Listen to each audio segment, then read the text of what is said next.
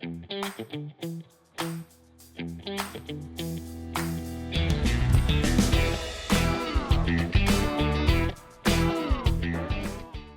guest on the podcast is Jordan Justus. Jordan is the co-founder and CEO of Automotus.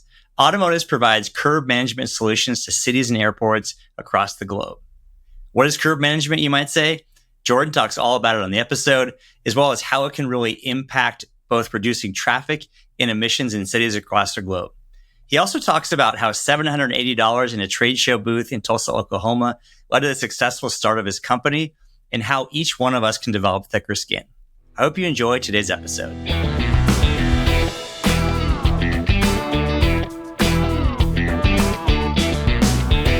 Jordan, thanks for coming on today. Thanks for having me, Darren. Great to catch up with you as always.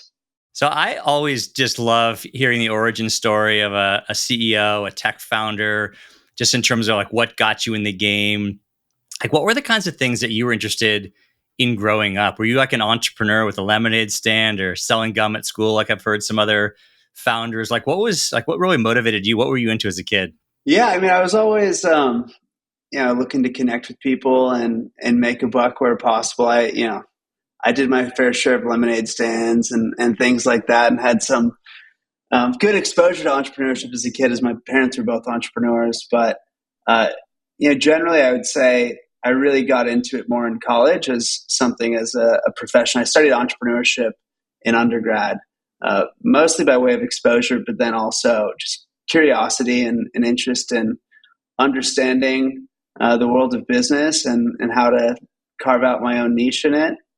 And it was really a slow but continuous learning process and understanding the world of possibilities. And I'm fortunate to now obviously have my own business and be able to grow that from all of the learnings I've had over the years. But I'd certainly say it was a slower start in the early years. None of my lemonade stands took off, unfortunately. But you're interesting. Your parents are both entrepreneurs. So you came from a family of risk takers. What kind of businesses were they in, or are they in? They were business partners in an electronics commodities business. They basically bought and sold refurbished hard drives and adjacent hardware from companies like Seagate and Western Digital into emerging markets. But it was a unique and very niche business, but an interesting business nonetheless. Did you help out all in summer, like packing boxes or doing anything behind the scenes for them? I must have shared the script with you ahead of time. That's exactly what I was doing. I was a warehouse grunt, getting in there with all sorts of big saran wrap, packaging pallets, packaging boxes, testing things, racing around warehouses on pallet jacks. It was a lot of fun. Yeah, it sounds like some fun summers. I can imagine little Jordan out there running around driving the forklifts, lifting pallets, hopefully not hurting anybody. It's probably more of a liability than helpful, but it was a lot of fun. For sure. But what did you learn about business? What did you learn about entrepreneurship? What did you learn about yourself during those summers and helping out your folks? I learned a lot. I'd say probably more subconsciously than consciously. I think the biggest thing that I've been able to benefit from as an entrepreneur myself is knowing the value of relationships, and how at the end of the day, if you have a business and you're making money, you're solving a problem for somebody that's worth more than it costs you to solve it, and it's really that simple. But it's all built on trust. Whether or not it's a partner, a customer, a vendor, a banker, whoever it may be. At the end of the day, somebody has to trust that you're going to be able to help them. And, it's a leap of faith in many cases getting off the ground. But I learned a lot about relationship building and establishing those types of foundational relationships that can unlock real value. Yeah, it's interesting, just the observations, the experiences we have in our past, whether it's our childhood or even just more recent memories, just how subconsciously we learn a lot. I never would have thought of my parents or my dad as an entrepreneur. I mean, he bought into a veterinary practice early on in his career, ended up selling it to a private equity company. So I never thought dad was like, selling out to a PE firm, which is kind of cool to see in recent years. That's fascinating. Yeah, it was kind of cool. Dad was like grinding away, doing surgery on dogs and cats, and then eventually had an exit with a PE firm. But like, Tell me about trust. Like, what did you see if you're looking back now? Like, what did you learn from your parents or those experiences about how you go about building trust with customers, with internal employees and other folks?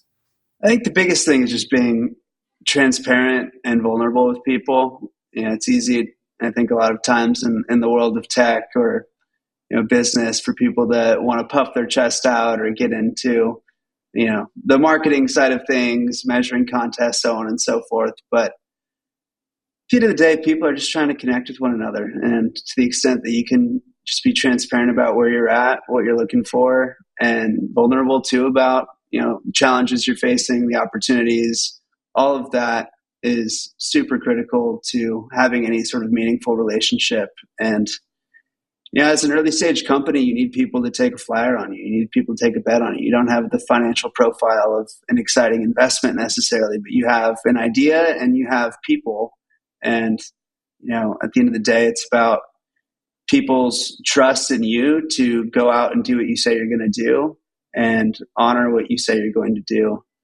So I think it's always a learning process. I had a mentor in college. His name is Paul Orfala. He started Kinko's, and then in his recent years, I was going to say Twilight, but he's for a 78-year-old, he's still got a lot of spunk in him. But he always had a saying that your integrity is like your virginity; you can only lose it once. And I think that's a great motto to live by, because people have to put your trust in you, and you have to reciprocate that to have a long career in business. Yeah, it's amazing. You spend months and weeks and years building up that sense of integrity, that sense of trust, and you violate that sense of trust once, and it can really just erode. And just you can see how a leader, a team, a company can spiral. It's a key part. A lot of folks, I think, don't understand the importance of that, but you see a lot of folks come in and out of business for that reason. For sure. I mean, what an interesting mentor to have. Any other lessons she shared with you? Like, love just to hear kind of some of the shop that he talked with you in terms of some of that advice and insight. He's kind of like a mad scientist. He's a crazy guy. I personally have always struggled with being ADHD and just distracted constantly. This guy takes it to another level. He basically failed out of everything from elementary school through to college, and struggled throughout his whole life with dyslexia, ADD, very short focus, but incredibly intelligent, incredibly personable. And he always, was very detail oriented, but not in the sense that he would go out and read, an entire financial, like a 10K for a business that he was looking into acquiring. But he was very meticulous about certain things, and more broadly, just curious about the world, and always looking to dig another layer deeper. His class that I took a couple times actually in my undergrad was basically a Socratic method class, where he would assign 10 news articles every week, and we would just sit in a circle in this class, and he would go around and everybody would have to ask one question about an article. And if you asked an interesting question, he would stop and you'd talk about it, but otherwise he would just keep going. And it was a fascinating way just to learn about current events and all of that, but also understand how different people view the world, and try to get greater gleanings into the interconnectivity of everything that we do. But he was inspirational. Yeah, it's such a bummer. I don't see that brand anymore. Obviously, it's totally rolled up into the FedEx brand. But as someone in my early career at Accenture, spent a lot of time doing printouts at Kinko. So definitely what a cool story. Yeah, he made 90 cents a copy. So you certainly helped his retirement. Yeah, I can imagine I did. So, fast forward, obviously you talked about college, and what was the genesis of becoming an entrepreneur? When you went into college and you studied entrepreneurship, did you have an idea of what you wanted to start, or you knew that you wanted to follow in your parents' footsteps and also be an entrepreneur? I had no idea. I worked at an equity crowdfunding platform as an intern my junior year of college, and I got exposure to a lot of different interesting startups. They started a venture capital index fund where they were trying to follow on to top performing VC funds investments at seed and Series A stages. And I got to do a lot of outreach to those types of companies. I got to do a lot of outreach to different funds and generally, just got a lot of exposure to a range of businesses, industries. And that was really interesting for me from the perspective of understanding the world of possibilities from a range of emerging technology fields, which I'll get into, how we ended up starting Automotus as a result of that. But actually, funnily enough, I guess bringing it full circle, I was in Paul's class at the time, and we both bonded over this Mongolian barbecue joint in my hometown of Camarillo, California, because he lived in Santa Barbara and was commuting to LA. And he offered me an investment to start a Mongolian barbecue chain. Around the same time, I ended up starting Automotus. I ended up passing on that, fortunately or unfortunately. But I started Automotus with my co-founder, Harris, because we learned about this problem that really all cities face as it relates to traffic and parking that was uncovered due to a series of studies that showed 30% of traffic in any given urban area is drivers just searching for parking. They're already at their destination. They're where they want to be. They're just trying to get out of their car. And 3 out of every 10 vehicles is doing just that, driving around in circles. And I was exposed to computer vision at the time through my work at Crowdfunder, saw a lot of interesting applications that were really starting to change industries broadly, but thought that there were some applications here where you could automate parking management with computer vision to tackle traffic, because I was spending an hour commuting every day to go 6 miles from Westchester in LA out to Santa Monica. And that was brutal. But Harris and I, through this Internet of Things class, ended up asking a few cities if they would be interested in working with us on something like this. We went to a conference called Transforming Local Government and had, I think, 6 cities sign up on a wait list for a dummy business that didn't exist, and then decided we would start Automotus and automate parking and traffic management. No, that's awesome. I love that. And just a side note, I love hearing the 30%.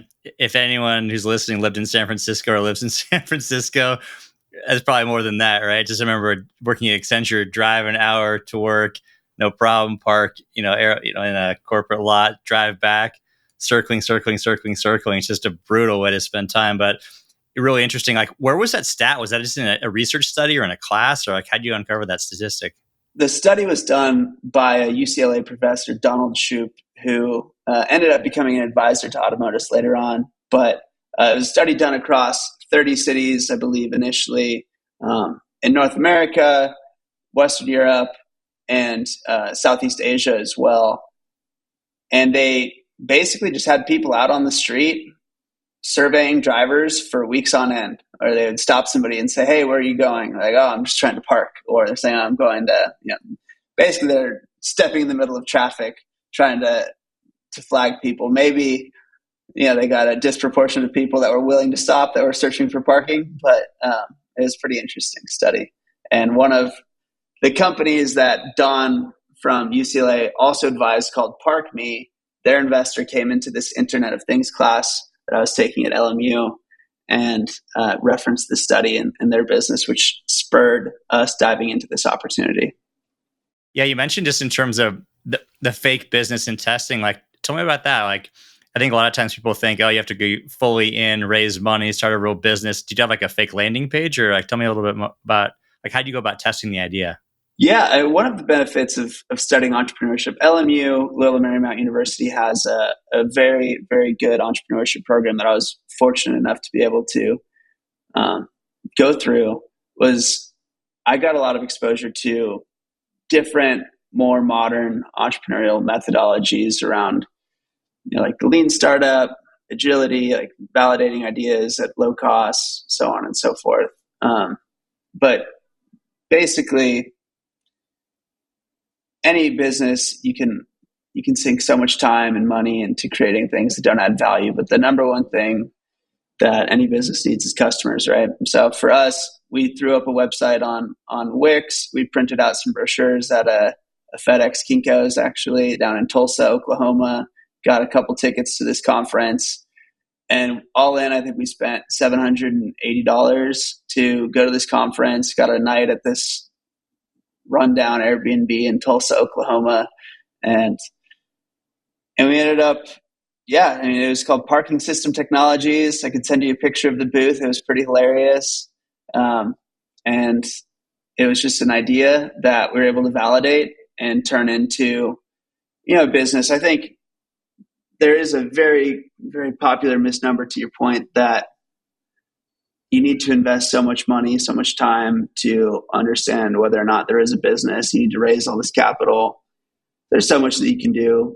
In hindsight, there's a lot of things that I would probably have done differently after this Transforming Local Government conference. But generally, there are so many things that you can do to validate a business that cost next to nothing. Most of it's just time, just trying to talk to customers, understand if you can solve a problem for them, and then, what it would take to do so. But yeah, there's, it's never been easier. There's a lot of documentation around the democratization of entrepreneurial opportunity. And I think the internet has just made that so easy. You can set up a business, you can call people, you can look legit for, the cost of $80 and probably 2 weeks of time or a week of time. 780. I love it. The magic number in Tulsa, Oklahoma. What did you actually validate? Like in terms of, you got them to sign up and say, hey, we're interested in customers. Like, what were they actually willing to pay money for? Yeah, they were willing to do a pilot with us for technology that didn't yet exist. And they signed up to deploy initially computer vision sensors to analyze and automate parking management. It was a pretty low stakes commitment from their end, but it was more than anything validation that they had a lot of pain points that we believed we could solve. Like any business, we've pivoted, more so refined probably than like a true hardcore pivot, but we've refined what we do quite a bit to focus on specific pain points. But we uncovered a lot of opportunity in how cities generally manage the public right of way today. And there was a lot of eagerness to, try to find a better way forward. That takes a lot of courage. I could use a different word, but I mean, it's one thing to put up a fake landing page and, look at clicks and get people to sign up on a form. But another thing to actually stand in front of people with, I don't know, maybe the logo t-shirts and the full booth. I mean, how do you guys get the balls to do that? And that's pretty awesome. It's just something that we wanted to do. I figured, again, I had a lot of exposure to entrepreneurship through college, through being surrounded by a lot of entrepreneurs. And that's just how you have to do it. There's no shortcuts in this world, but there are certainly ways to do things more efficiently. And you can beat around the bush quite a bit in trying to understand if your business has legs. You can ideate for years. You can say, oh, if I just, if this technology is that much further, so on and so forth. But the number one thing you need to do if you want to start a business is talk to customers and understand if there's a problem that they have that you can solve. And there's no easier way to do that than to get in front of a bunch of customers and ask them to their face. There's a lot of opportunities for that to be misleading too. I think everybody always wants to tell you what you want to hear, whether that's a friend or a complete stranger. Most people don't want to give you bad news, and so if you're like, oh, I want to do this business, people are like, oh yeah, that sounds great.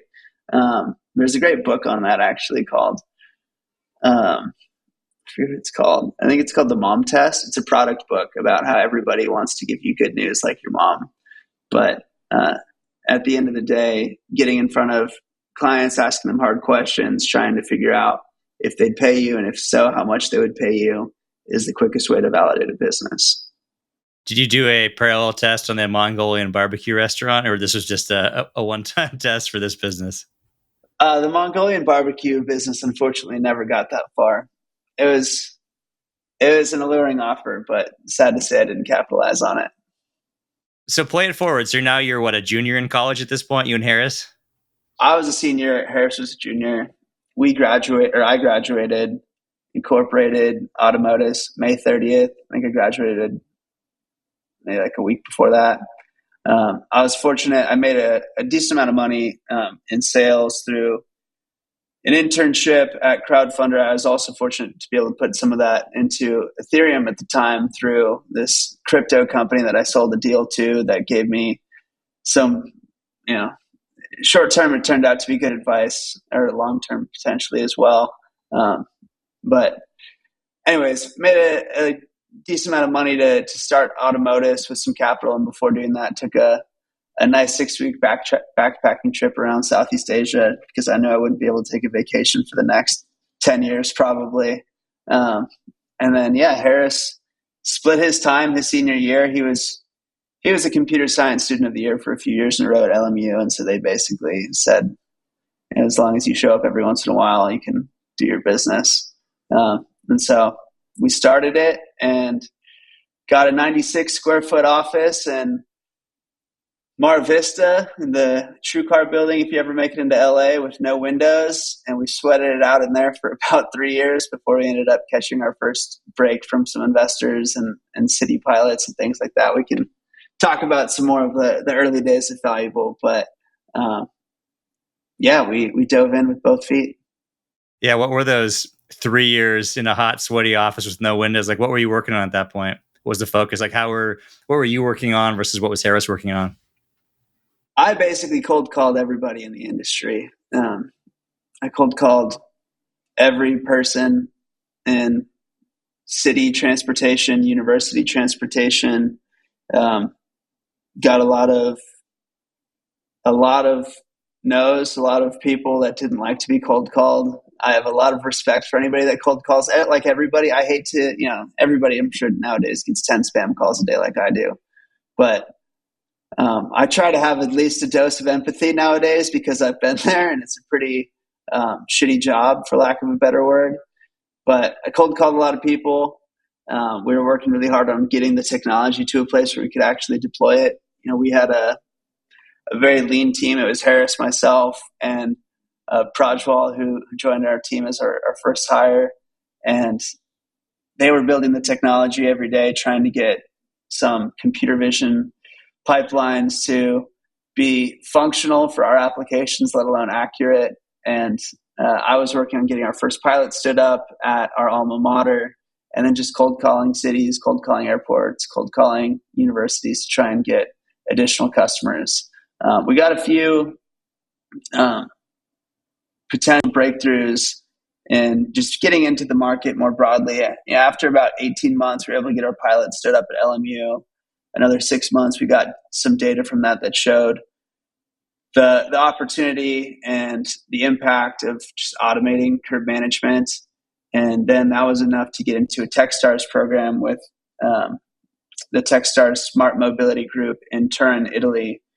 And if you're not familiar with TechStars, they're an accelerator program similar to a Y Combinator, but at a greater scale and maybe slightly less prestige. But we had a great experience.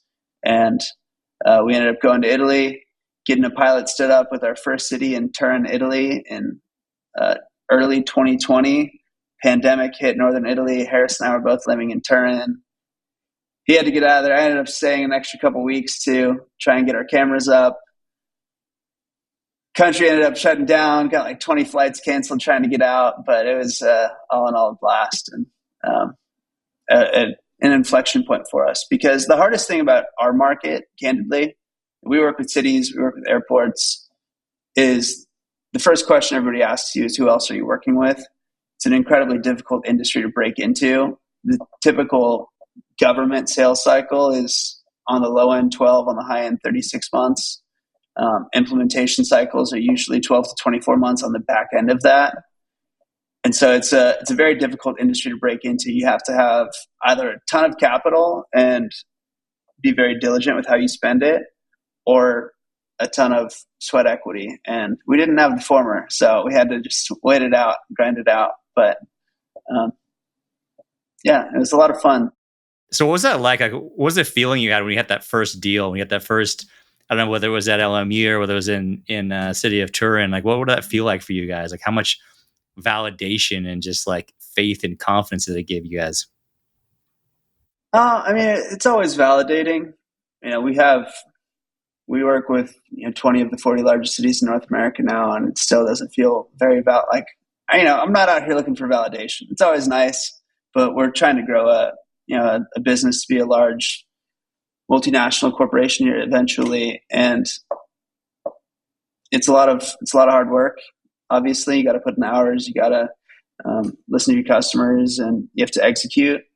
I think for us, the biggest validation is having happy customers that refer additional customers. Landing a deal is really a responsibility at the end of the day. You have to go out and execute it and deliver. It's always validating in the sense that, it's better than losing the deal, but we celebrate more the execution, the happy customers, the growth in the financial metrics that validate the actual success of the business. But it's always certainly better to win deals than lose them. So tell me about curb management. Like, what's curb management to the layperson? You talked about 30% of the time that someone, I guess, the 30% of the cars on the road are actually looking for parking. You got these curbs, like you're in the 20 of the largest cities in North America, the airports, LMU, Turin. Like, what is curb management? Yeah, effectively, what we do is help cities manage the public right-of-way with computer vision. We put cameras up on streetlights, traffic signals. Soon we'll be mounting our own poles with solar-powered cameras as well. But basically what we do is automate payment, enforcement, and data collection with cameras, essentially bringing the toll road style solution to our urban environments where vehicles can register once. When they pull into a spot at the curb, we automatically charge them. If vehicles double park, they block bike lanes, bus stops. We send tickets in the mail, and we collect a ton of data around what's happening in the public right of way generally, collecting things like traffic counts, monitoring parking and double parking activity. We also help cities broadly with planning efforts, policymaking, pricing, and then we share real-time parking and traffic data as well with partners, fleets, et cetera. The problems that we solve specifically are around what's changed in the public right-of-way in the last 10, 20, even 50 years. Most cities today manage the public right-of-way through, they're now digital, but mostly very manual systems. You can pay for parking in a meter. You can pay for parking on an app. You can get a ticket if somebody walks around or drives around and catches you blocking a traffic lane or a bike lane. But the way that a lot of these systems were built was for single occupancy vehicles. It was for you or I if we lived in, LA 50 years ago. The only thing that was happening is people were driving somewhere, they're getting out of their car, they're going to dinner, going to work, whatever, parking on the curb. Today, there's a lot more than just your single occupancy vehicle, your personal vehicle use. There's insane amounts of deliveries that are driven through e-commerce, whether that's FedEx, Amazon, UPS. Everybody's ordering meals and groceries via Instacart, DoorDash, Postmates. Uber and Lyft are obviously very prominent as well in most urban areas. And everyone is fighting for curb space. That creates a lot more congestion. Vehicles end up stopping in bike lanes, stopping in traffic lanes. That leads to safety hazards for cyclists. That leads to massive traffic congestion bottlenecks where you have a UPS truck that's blocking one lane of a 2-lane road, and now everybody's trying to get through on the other side, and it's just creating a lot of traffic. And so what we do is really help cities automate operations at the curb to tackle a lot of the challenges caused by modern mobility. We deploy generally what we call smart curbs, smart loading zones. We've worked with Santa Monica and LA and deploying the 2 first zero emission zones in the US. We're doing the same with a few new cities here, one on the West Coast, one on the East Coast, as well as also monitoring bike lanes, bus stops, but generally just automating parking and traffic management to help reduce traffic, reduce safety hazards, emissions, and make everything operate a bit more efficiently. Yeah, I mean, it's fascinating as you explain that, and as I learned about your business, it makes a lot of sense. But it's interesting. People are so focused on solving the obvious problems, but this is like something I guess is obvious. But like, any insights you have in terms of people and thinking about finding new business ideas? Yeah, you came across a fascinating study that talked about the 30% statistic. And I think it's kind of interesting as people look for the sexy idea, the one that's like right in front of your face. I guess in a lot of ways is in front of your face. I would never put myself in the shoes of a city and think about how to actually manage all this. It's easy to overthink it. I think the easiest thing you can do is try and find a problem to solve. We did it Harris and I, obviously we knew about the study, but another thing that we did in parallel, and the study really helped validate what we wanted to do, but we built a matrix of technologies and industries and technologies that we thought were going to be transformative. And then we went through probably 20 industries. And we basically just built a table and we tried to map out like how the different technologies could impact different industries, what existed today. And we landed on like 4 different potential ideas. And we decided we'd do this after we were pushed over the hump. But, I think you never know, right? Like you never are maybe 100% convicted in an idea. And there's always opportunity to have deep conviction about the potential of something, but whether or not that makes a good business, whether or not your timing's right, whether or not you and your team are the right people to execute that business, there's a lot of variables that are outside of your control. But it's often, I find, with a lot of the people that I know that have wanted to start businesses and haven't, versus a lot of people I know that have started businesses, it's a willingness to get started and take that first leap of faith and then be proactive in figuring out what you're wrong about, because inevitably you're going to be wrong about more things than not. And you have to be eager to figure out where you're wrong. And so for us, it was just getting off the ledge and jumping in, and then very aggressively and proactively understanding what we miscalculated, what we didn't calculate at all, what we need to prioritize and focus on. But again, just getting out in front of customers, asking them what their problems are, pitching them things, trying to sell things, putting contracts in front of people for things that you may or may not have built yet, and see if they'll sign it is a great way to understand if something has legs. But the first thing you have to do is start. I'm sure it was, what was it like for you, getting into, all of your different businesses and, from being an author, having your podcast, obviously, your consulting business as well. What was it like for you getting started? Yeah, I think the willingness to go for it is spot on, and take a risk and put yourself out there, frankly. With a podcast, with a book, you're putting yourself out there pretty publicly. Not super publicly, but you're in the Amazon marketplace, and there's a lot of people, and being ready for that 1-star review, or someone says like, "Oh, the guys, there's no validity in this book," or I guess the one that my kids love talking about is, "This book isn't savage at all." They were just dying laughing, asking about how I got roasted, but it was a willingness to, the common phrase is now step in the arena, and to expose yourself to getting, shot by arrows, so to speak. Especially, it's always the people that are on the sidelines are the ones that are willing to shoot at you, right? And take the biggest shots. I think that's the biggest thing. I hear you say, I just think about you going to this trade show in Tulsa, and just, you're up there with this idea and being willing to get in front of customers. You're putting yourself out there big time. Same idea, right? And actually, I'd love to hear from you. You're this kid out of college in front of investors. You talked about, hey, I got an idea and I got people. Maybe it was just you and Harris at the time. What was that like to put yourself out there and to get them to take a leap of faith in you? It's a good question. I think the short answer is demoralizing. But the longer answer is you just have to know what you're signing up for. I think most people that choose to do a business, or choose to put themselves out there in a meaningful way, they understand you're not going to get the results you want immediately, and you may never get them at all, but you're never going to find out if those results are even possible unless you do it. And every piece of criticism, or every no that gets, every door that gets slammed in your face, isn't necessarily insightful, but many of them are.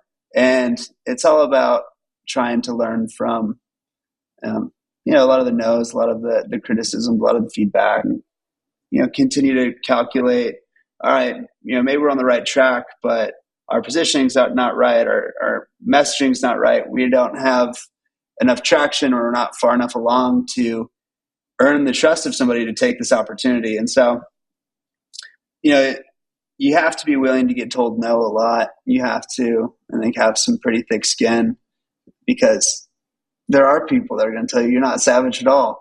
What's this business about curb management? We don't have any parking problems or whatever.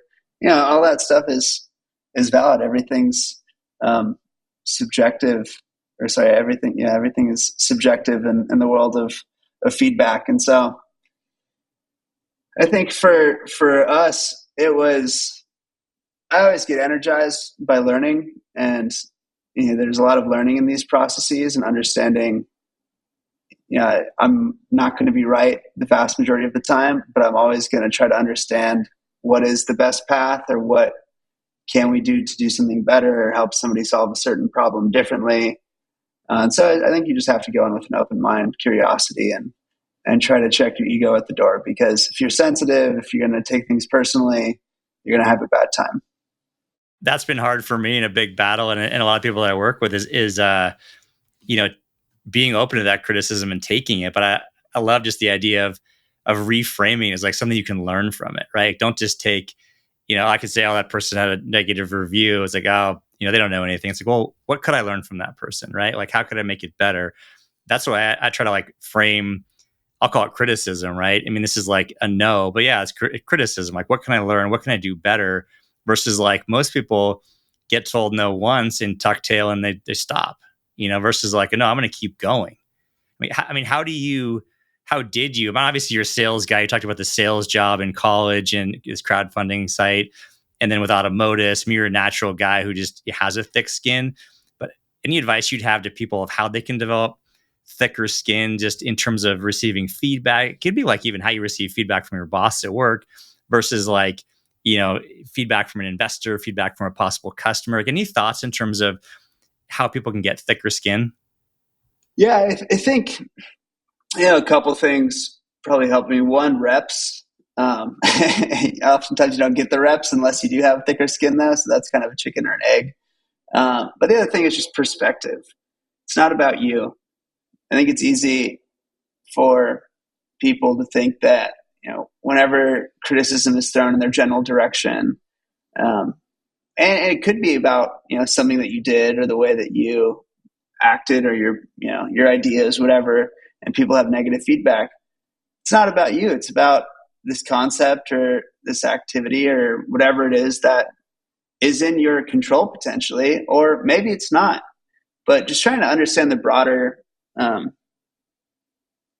perspective around what you can control, what you can't, and that somebody's feedback is not necessarily about you. And it could be about their perspective, their mood, where they're coming from, their ignorance, their insightful perspective as well in many cases. And so trying to just put everything where it belongs on the shelf and learn from what you can, but also not get too consumed by negative feedback or no's, but weight them appropriately and move from there. You mentioned something interesting around learning. And I think about you as, as college kid, starts this business either the week before or the week after graduation, you incorporated. Now I think you're 7 years into the game. How did you go about growing and learning the tech industry, learning how to become a CEO, learning how to like hire and let people go and to build teams? Like, how do you go about learning how to be a CEO?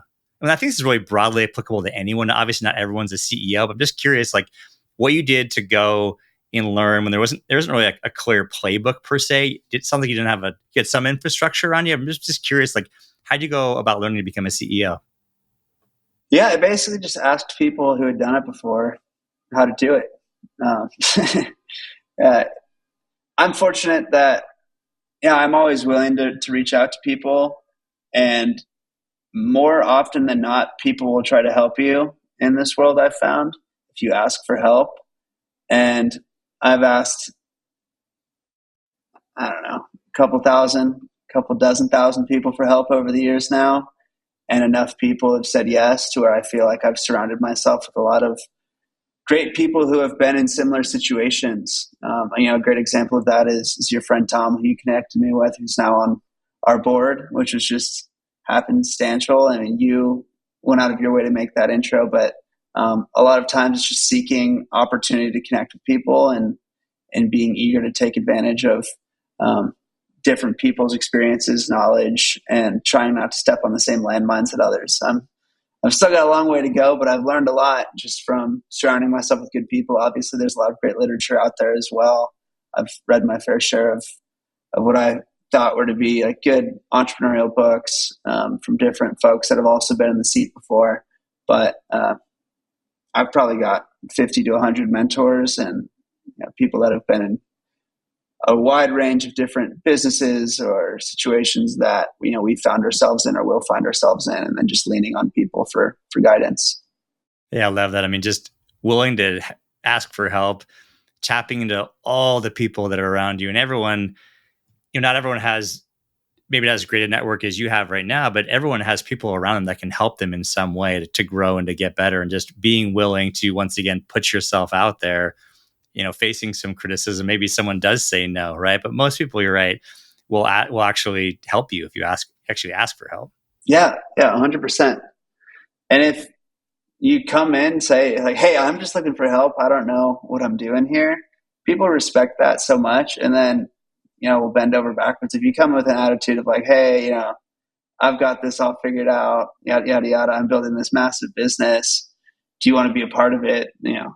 There's all sorts of different positioning that I see people try to leverage for whatever reason.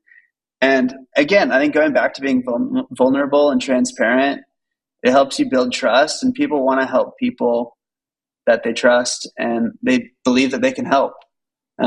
So that's what we found. What's the hardest lesson you've had to learn in your journey the last 7 years in starting a business, becoming a CEO? Like, what's the hardest lesson? Again, it's hard to put it all in perspective. There's so many tactical lessons, making sure that you don't necessarily, and shout out to Grant, our new attorney, but making sure you don't trust attorneys, you read everything very thoroughly, making sure that, your accounting practices are buttoned up and your bookkeepers are not dropping the ball. There's a million things tactically that I've learned. Strategically, there's a lot of valuable lessons that I've learned as well. But I think probably a couple big ones would be, one, just making sure that you surround yourself with good people. Life is short, and at the end of the day, whatever you want to do, you're only going to be as powerful as the team that you assemble to accomplish your mission. And so surrounding yourself with people that you enjoy working with, you trust, and will continue to raise the bar and perform at a high level, that's incredibly critical. And then two, just understanding what you're getting into. For us, if I would have told myself 7 years ago, or somebody would have told me, "You'll be where you are today in 7 years," in many ways I would have been disappointed. In many ways I probably would have been impressed as well. But at the same time, it's been 7 years. That's a while. If you look at life in terms of grains of sand and a little sand dial, I've sunk a good number of them into this venture, which I couldn't be more thrilled to have done. But there's an opportunity cost to everything as well. And so understanding that if you choose to go down this path of building a business, it will be all consuming. It will take longer than you think. And, hopefully it will be very rewarding financially. And I'm sure it will be very rewarding for most people, if not all people, and a wide array of other areas as well. But it's certainly a big commitment, and there are opportunity costs. There always are, for sure. So what's next? I know you got some recent exciting personal news. I know there's some recent investor news. Like, what's the latest with Automotus, and what's next for you guys? It's really just scaling, executing. We've closed a ton of contracts. We work with a lot of great big cities now, like Atlanta, New Orleans, LA, Miami, Boston. We work with a lot of smaller cities too. We landed our first airport last month to really take over all ground transportation management at an airport. We've done a couple of small pilots, but now we're really in earnest expanding in that area as well. But really just scaling the business. There's a lot of opportunity. in North America, there's a lot of opportunity in most developed countries for what we do. And so executing on what we do, solving problems for our clients, and really focusing on, at the end of the day, making sure that we're a good partner to our clients and can continue to do so at the next scale. Beyond that, I recently got engaged. My fiance, Ayla, and I are going to get married next year, which I am stoked about. It should be a lot of fun. And other than that, we've got some money in the bank now, raised Series A, just closed it earlier this quarter, which we're really excited about as well. Got some great new partners at the table, got a lot of existing partners, and having capital in this market's it's good. It's a tough fundraising market out there right now, so I can resonate with some folks that have had a tough time, but thrilled to have had a successful raise under our belt and some fuel for the fire. Fantastic. Yeah, congratulations, both personally and professionally. Exciting times, and I look forward to following your success. But where can people go to find out more about Automotus, maybe connect with you, connect with your business, get involved in some capacity? Yeah, find me on LinkedIn, Jordan Justus, Justus, or you can go to our website, automotus.co, and reach out. Well, hey, Jordan, I know you're a busy guy. You're now engaged. Congratulations on that. Congratulations on your recent Series A. That's exciting news. And thanks for coming on today. I appreciate it. Yeah, thank you for having me, Darren. Always great to see you, and congrats to you on all the success as well. I'm looking forward to seeing you soon.